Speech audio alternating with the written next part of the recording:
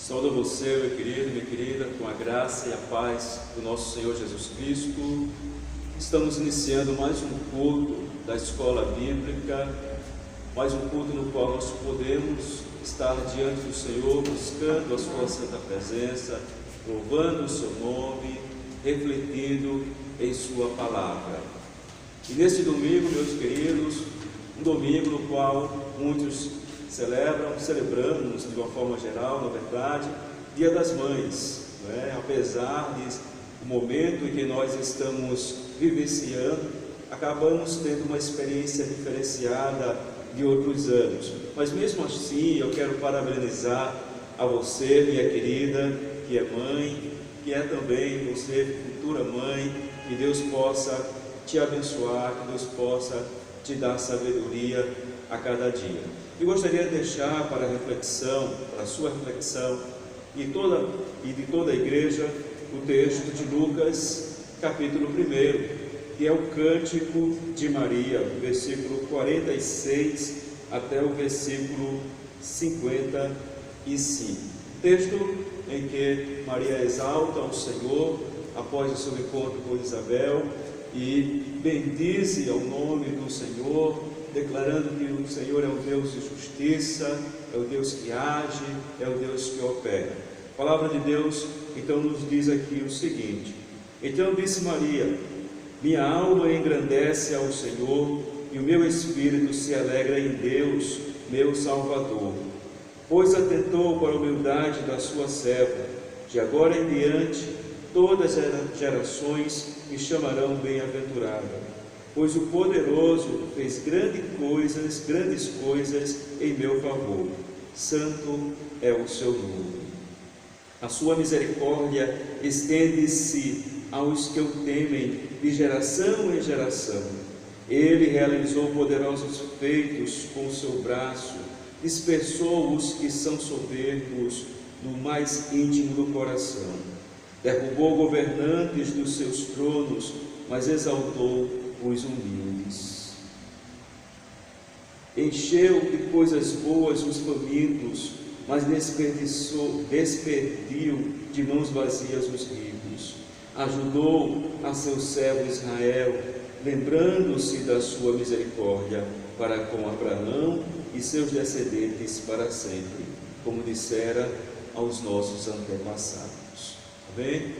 Você possa guardar no seu coração esta palavra.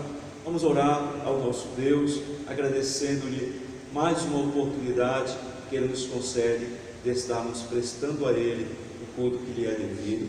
Em seguida, passaremos a palavra ao pastor Alon, que irá louvar juntamente com você, e depois nós estaremos refletindo na palavra do Senhor. Oremos ao nosso Deus. Pai bendito, Deus amado, nós te louvamos, te glorificamos, te agradecemos por tudo o que és, por tudo, Senhor Deus, o que tens feito em nossas vidas, Pai. Senhor, neste dia quero pedir a tua bênção de uma forma muito especial por esse teu filho, por essa tua filha, meu Pai amado, que está acompanhando este momento de culto a ti, que tu tenhas misericórdia da sua vida, Senhor. Seja qual situação esteja vivenciando, tu possa agir com graça na sua vida, tu possa, Senhor Deus, estender as tuas soberanas mãos sobre as suas vidas, Pai. Abençoa a tua igreja, abençoa cada um dos teus filhos, abençoa as mães, Senhor Deus, para que possam vivenciar a maternidade, Pai amado, de acordo com a tua santa vontade. Muito obrigado por mais um culto que nós prestamos a ti, Senhor Deus, neste dia, em nome de Jesus, Pai amado. Amém. Louvemos ao nosso Deus, louvemos ao Senhor. Vamos louvar o nosso Deus juntamente com o pastor Alon nesse momento, em nome de Jesus.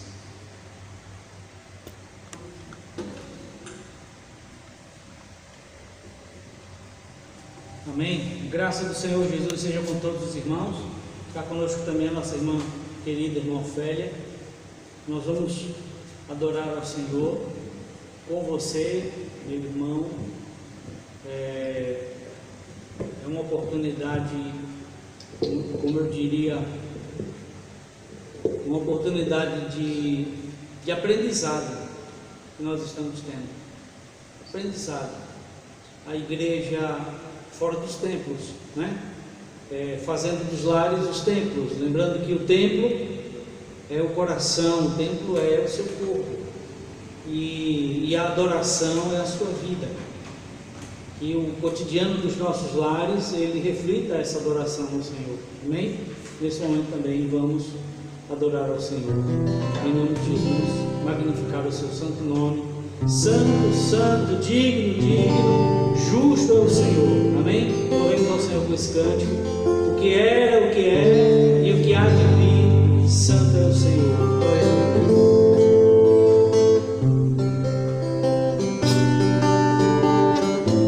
Adore a Deus, meu irmão, em nome de Jesus.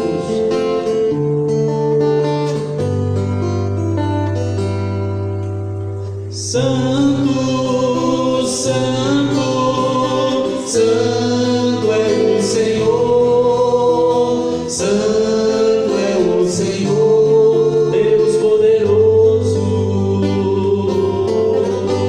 Santo, santo, santo é o Senhor, santo é o Senhor, Deus poderoso. Que era, que é e que há de vir, que era, que é e que há de vir. Santo, santo, santo é o Senhor. Digno é o Senhor, digno, digno, digno é o Senhor, digno é o Senhor, Deus poderoso.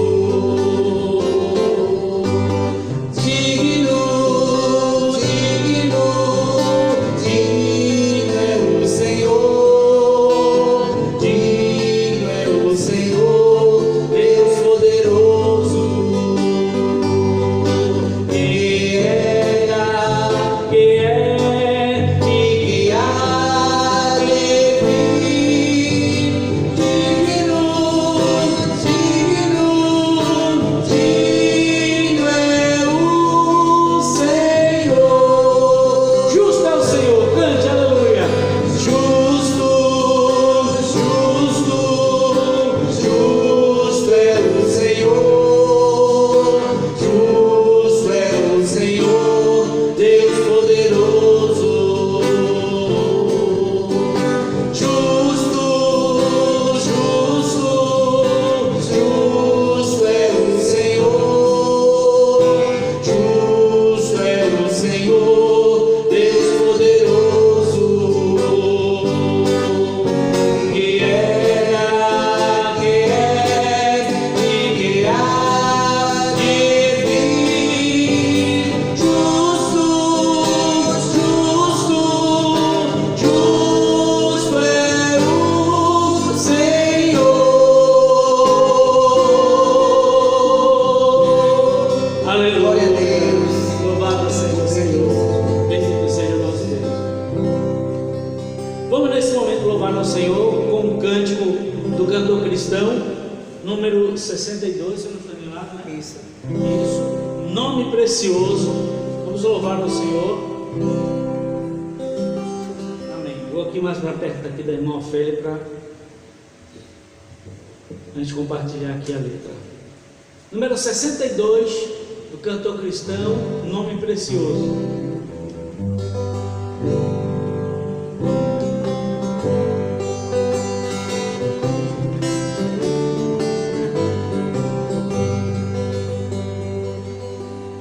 Leva tu contigo o nome de Jesus o Salvador.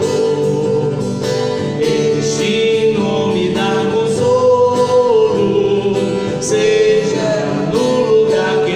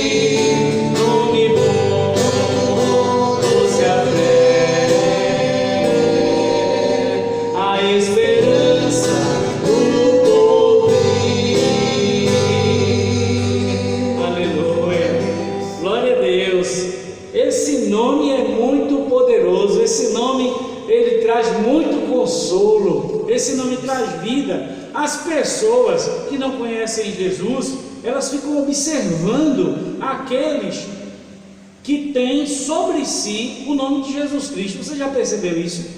Elas ficam observando, e a calma e a tranquilidade e a segurança em momentos difíceis, elas são um grande testemunho, que as pessoas possam observar você, observar a sua casa e perceber que você está se sentindo cuidado, seguro, nas mãos do Senhor Deus.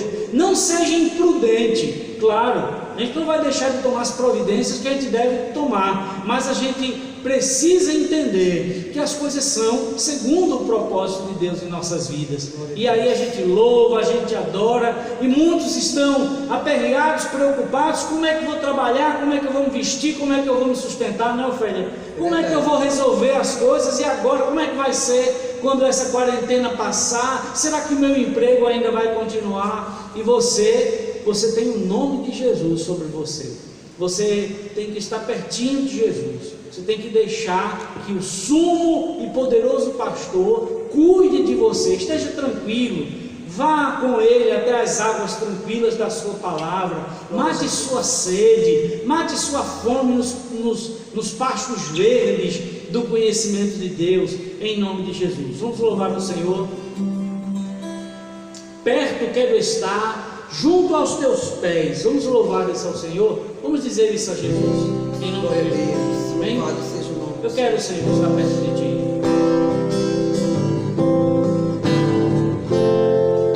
Aleluia.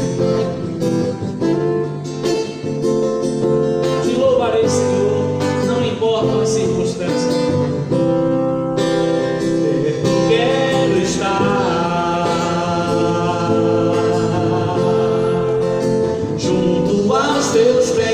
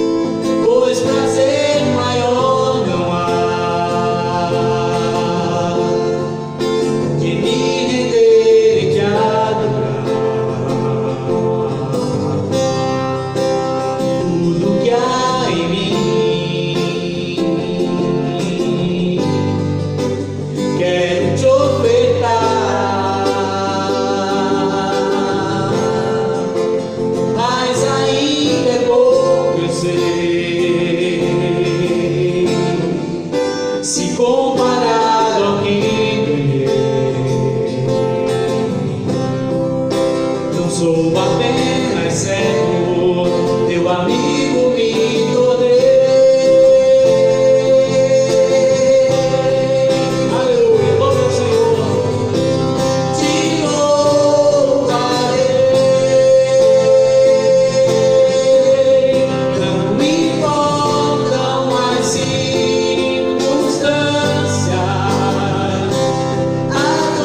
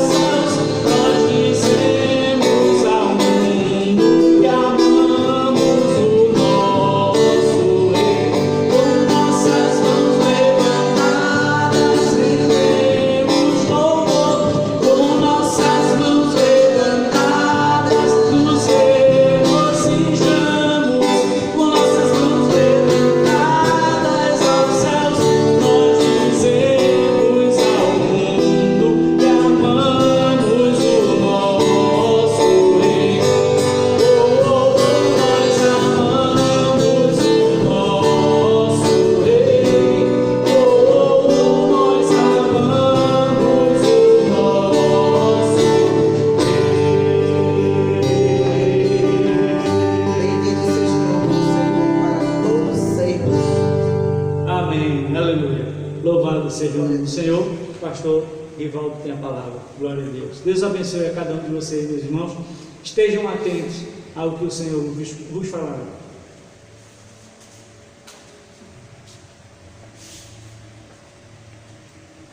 Meus queridos, minhas queridas, quero mais uma vez saudá-los com a maravilhosa paz do nosso Senhor Jesus Cristo. Gostaria de convidá-los para que possamos ler a palavra do Senhor. Abra sua Bíblia, o texto do livro de Eclesiastes, capítulo 12.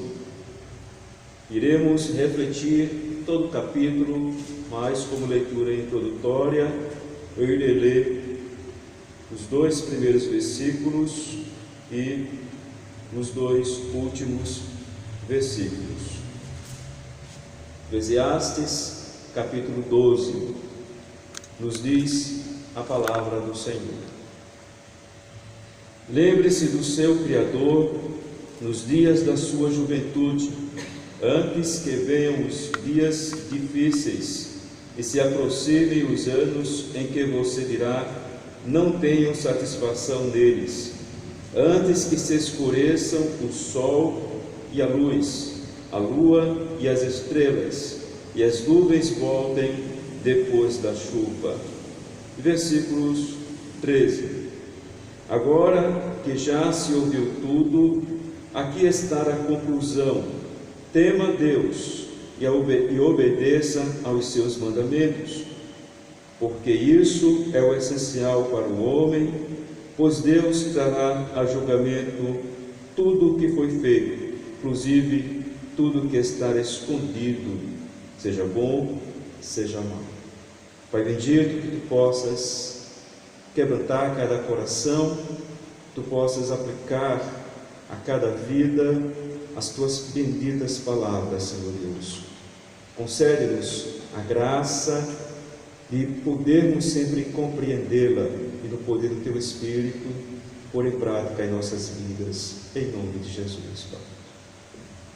Meu irmão, minha irmã, o livro de Eclesiastes é um livro muito interessante.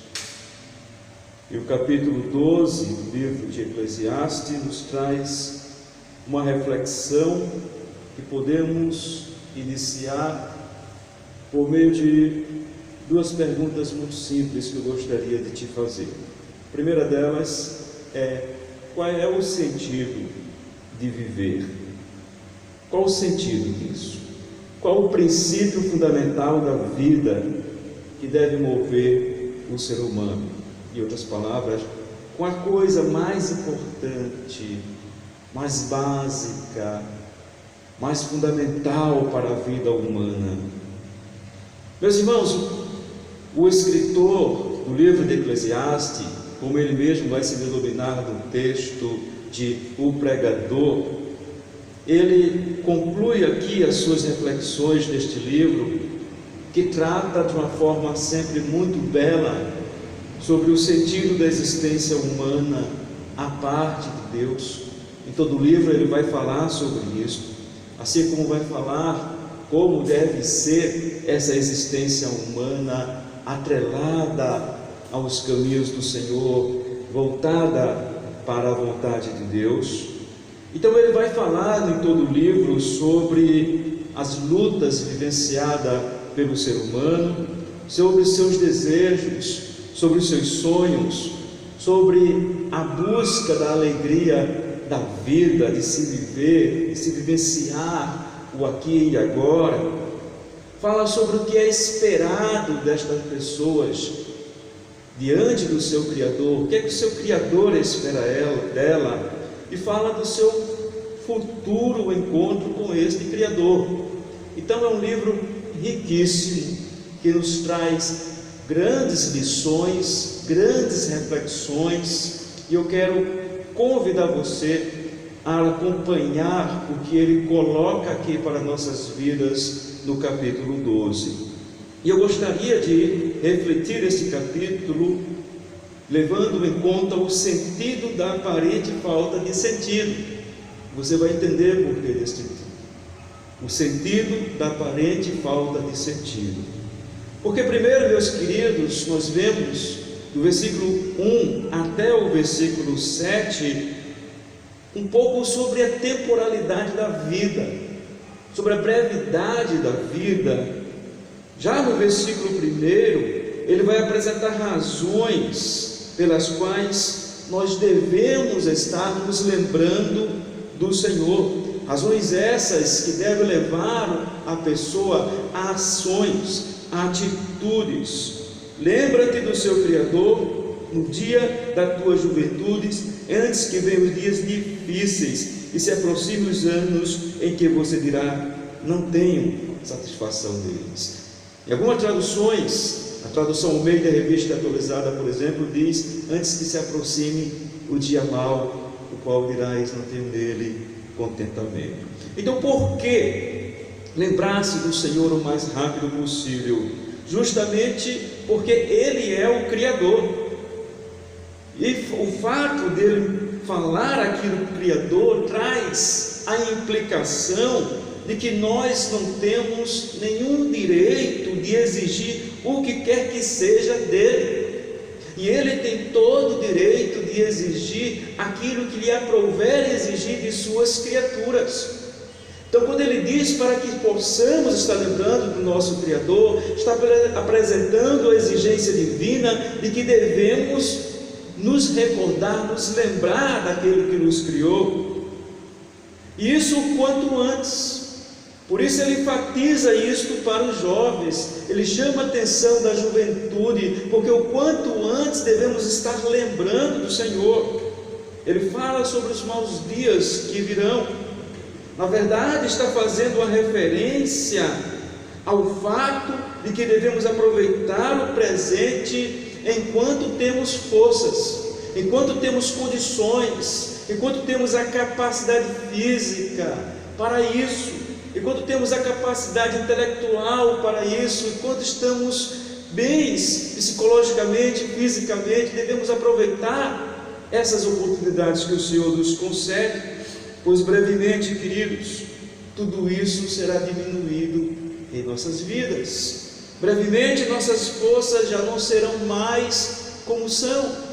Brevemente as nossas funções cognitivas, nossa capacidade cognitiva já não terá mais a mesma agilidade.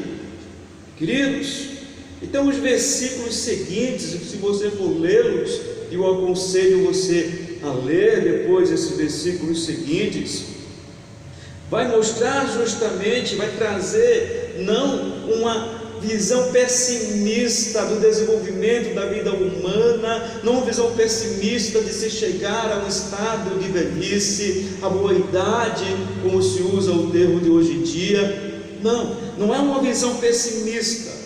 Tudo o que ele vai falando até o versículo 7, de forma muito poética, fala das debilidades que estarão presentes à medida em que nós estamos envelhecendo.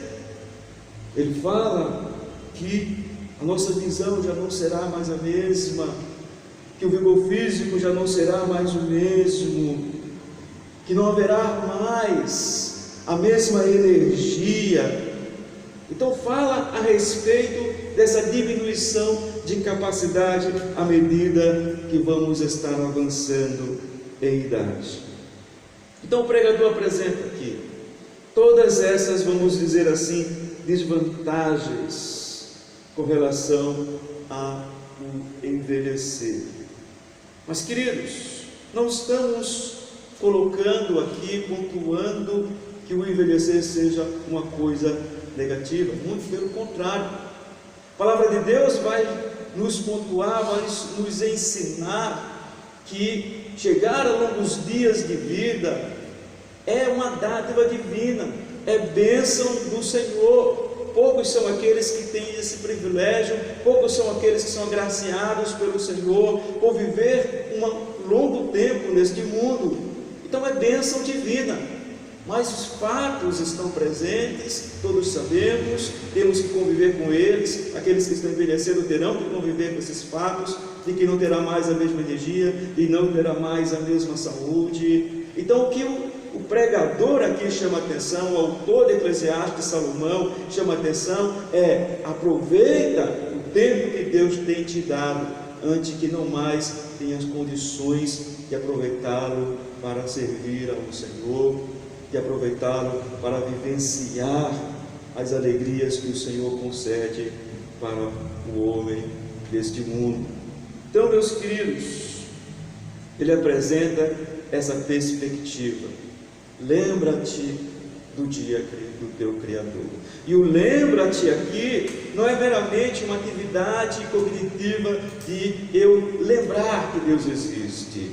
Sim, é de lembrar no sentido de recordar as ações de Deus, de recordar que Ele me criou, de recordar a sua misericórdia na minha vida, de recordar a sua bondade na minha vida, ou seja, de recordar todos os seus benefícios que Ele tem me concedido graciosamente. Então não é apenas um lembrar, mas um lembrar levando em consideração, refletindo sobre aquilo que nós estamos lembrando, refletindo sobre o Senhor, sobre o seu agir, sobre a sua graça, misericórdia, sobre tudo aquilo que Ele já nos fez evidenciar para o nosso aprendizado. Então, meus queridos, ele enfatiza que é necessário que isso esteja acontecendo antes que cheguem esses dias e antes que venhamos a partir deste mundo. No versículo 7, ele diz que o pó volte à terra de onde veio e o espírito volte a Deus que o deu, antes que morra fisicamente. Porque embora o seu corpo volte para a terra, seu espírito partirá para prestar contas ao Senhor. Então ele prossegue na sua reflexão, falando do versículo 8, trazendo de volta a tese principal do livro, que ele começou desde o capítulo 1, versículo 2, quando ele diz: vaidades de vaidades, diz o pregador, vaidades de vaidades, tudo é vaidade. A nossa nova versão internacional traz a tradução, inclusive, dessa expressão vaidade aqui. Nossa versão diz tudo sem sentido. Sem sentido, diz o mestre, nada faz sentido, nada faz sentido. Veja, meu querido, minha querida, se você for ler o livro de Eclesiastes, vai ver que Salomão inicia o seu tratado sobre a vida do homem debaixo do sol, sobre a vida do ser humano, justamente com essas expressões. E agora ele está encerrando toda a sua reflexão com as mesmas expressões. E a seguir ele vai concluir tudo o que ele pensou sobre a vida humana debaixo do sol, expressão muito frequente no livro de Eclesiastes.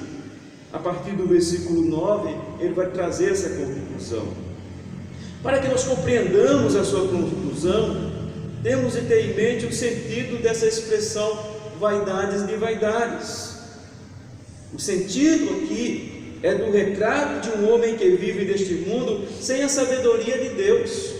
Não é vaidade no sentido de alguém que queira estar mais belo ou estar mais bela, de alguém que se cuida, de alguém que se preocupa com a aparência dentro da medida razoável, mas a vaidade no sentido de alguém que não leva em conta a sabedoria divina para a vida, e por isso considerará outras questões mais fundamentais para a sua vida, mais importantes para as suas vidas do que um relacionamento com Deus.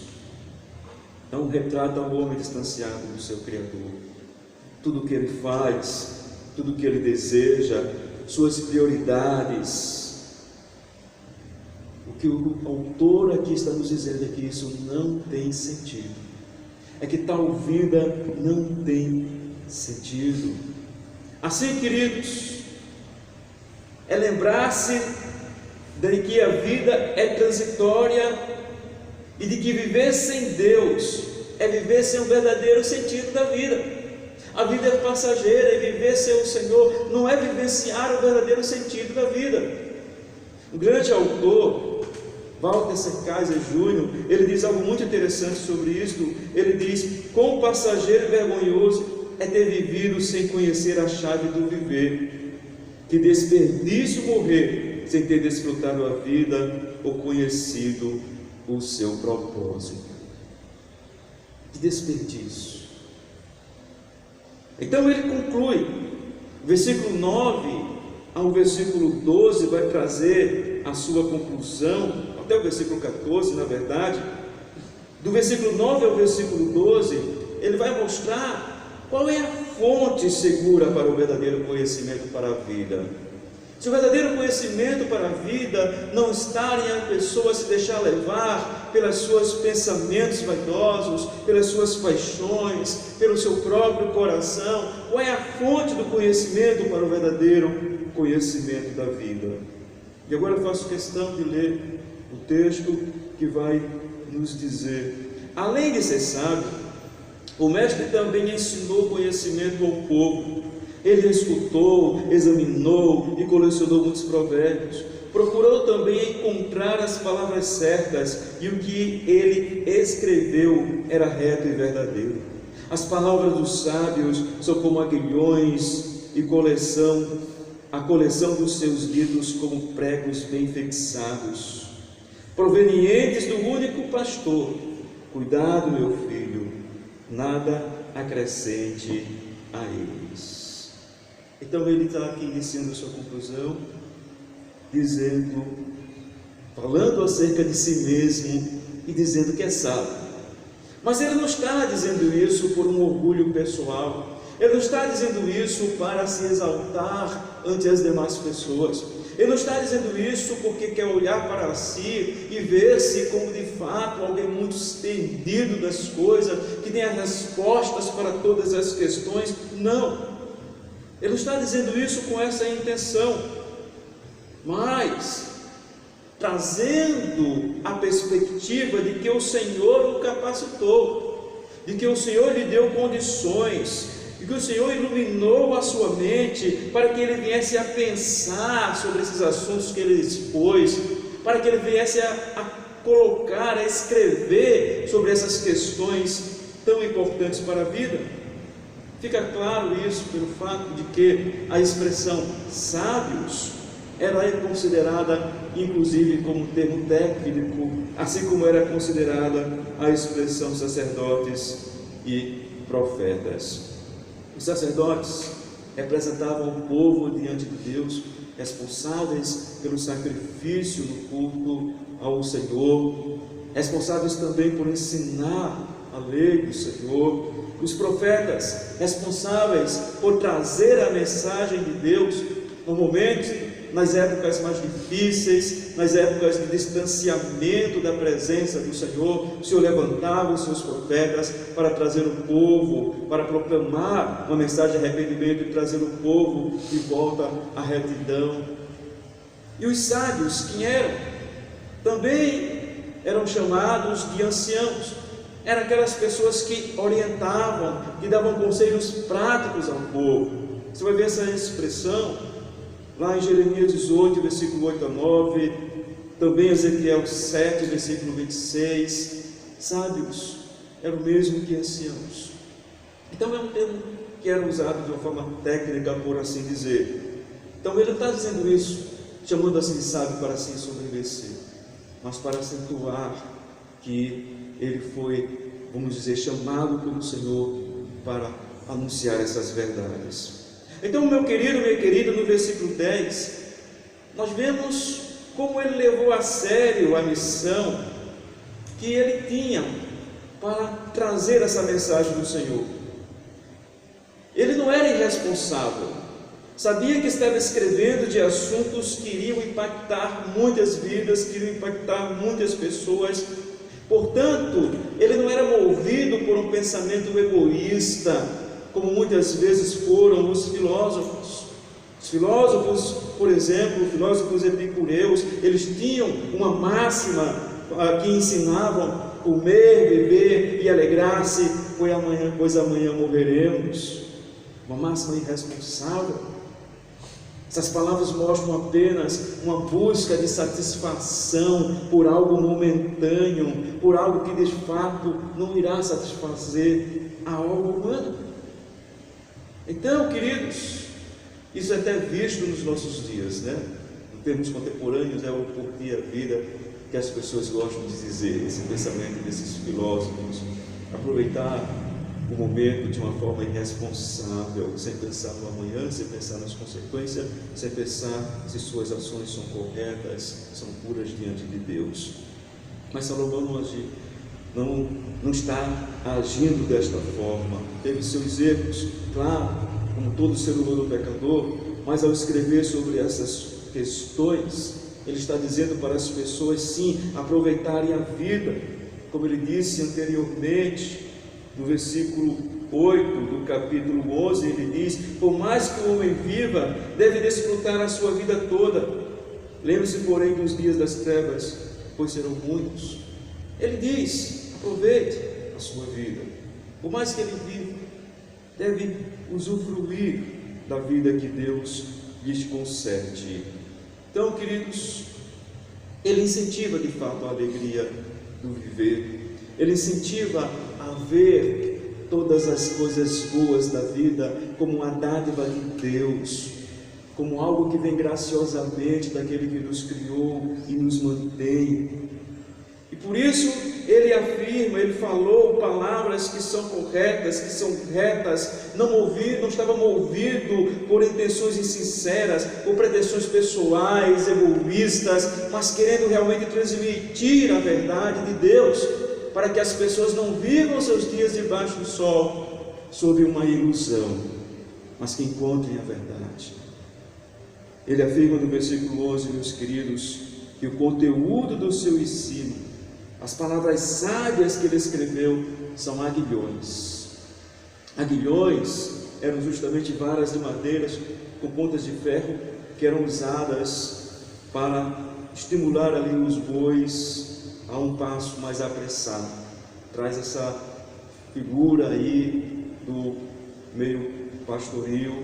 Ele também fala, e ao dizer isso, ele está tendo a intenção de dizer que as palavras que ele fala é para mover a ação, é para mover a atitude, não é para que as pessoas ouçam e simplesmente fiquem inertes, mas para que estejam agindo. As palavras que ele fala, ele diz também que são pregos bem fixados. Ele faz uma referência aqui aos pregos que eram usados pelos pastores para fixar as tendas, quando estavam ali nos campos a pastorear.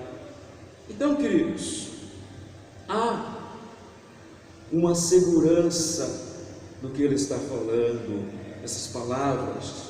Quer trazer essa perspectiva, ele quer trazer a perspectiva de que há uma segurança. Palavras que não são simples, que não são deles, mas que foi lhes dada pelo único pastor. Palavras, portanto, do Senhor. E ao olharmos para isto que ele escreve para nós, queridos, somos levados a pensar sobre a suficiência da palavra de Deus, sobre a suficiência das Escrituras Sagradas. Ela nos traz o conhecimento seguro da vontade do Senhor. É nela que nós encontramos a instrução para a vida, a admoestação, a exortação, a repreensão. Poderemos, queridos, então, nos sentirmos tranquilos quanto ao nosso conhecimento da vida, quanto ao nosso conhecimento da existência humana, porque o conhecimento que eu e você temos não advém de uma filosofia humana, mas advém da revelação divina registrada na palavra do Senhor. Então podemos ficar tranquilos, podemos dizer: nós sabemos qual é o sentido da vida, nós sabemos por que nós estamos aqui, nós sabemos qual a nossa destinação eterna, nós sabemos como viver enquanto caminhamos como peregrinos neste mundo.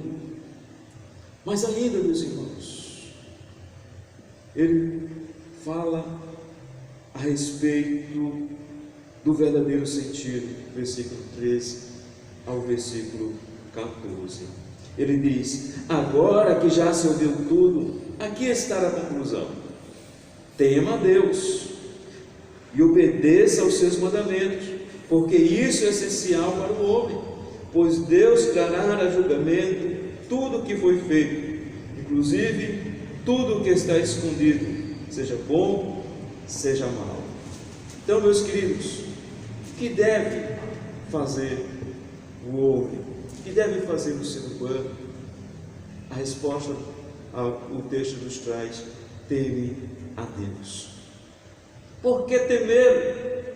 Porque, a não ser que Deus, querido, seja a nossa vida, essa vida será vazia. A vida do ser humano é vazia. Mesmo que venha a ter tantas conquistas seculares, mesmo que venha a agravar o seu nome na história, mesmo que seja tão estimado pelas pessoas, pela sociedade, mesmo que realize grandes feitos, mesmo que acumule grandes riquezas, sua vida será vazia. E Salomão, ele escreve no momento, numa época em que ele já está em avançada idade, e como ele mesmo relata no seu livro, tudo isso ele teve, e tudo isso ele percebeu que eram vaidades de vaidades, que eram coisas sem sentido. E aqui ele está mostrando o que de fato tem sentido. Então, meu querido, minha querida, é justamente aquilo, como de uma forma tão bela expressou Agostinho em oração. Agostinho, bispo de Hipona, na África, ele disse de uma forma tão bela: fizeste-nos, Senhor, para ti, e o nosso coração anda inquieto enquanto não descansar em ti. E assim é o coração humano. Só encontrará a verdadeira quietude eterna, permanente e perfeita na presença do Senhor. Então, uma vez que nós recebemos do Senhor o dom da vida, é necessário que vivamos voltados para Ele. Sim, nós podemos e devemos aproveitar os dias que o Senhor nos concede neste mundo, aproveitarmos a vida, mas não aproveitarmos de qualquer modo, de qualquer forma. Mas, como a palavra de Deus nos revela, de acordo com a sua vontade, vivenciando os seus mandamentos, glorificando o seu nome enquanto neste mundo estivermos. Esse é o nosso viver. Vivemos no temor do Senhor, esse desejo santo de agradá-lo, de honrá-lo, de bendizê-lo. E é um dever de todo ser humano. Aquele que é resgatado em Cristo tem a condição de vivenciar essa realidade.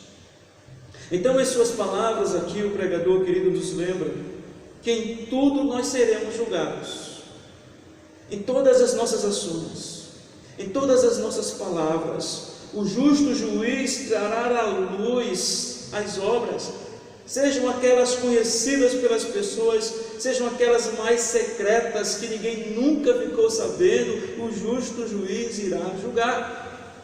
Lá em 2 Coríntios, capítulo 5, versículo 10, nos diz: porque importa que todos nós compareçamos perante o tribunal de Cristo, para que cada um receba segundo o bem ou o mal que tiver feito por meio do corpo.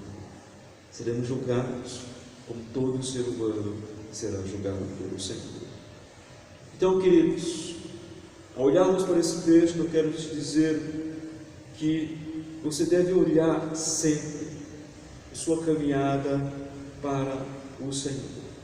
Não mantenha o seu foco apenas nas coisas desta vida.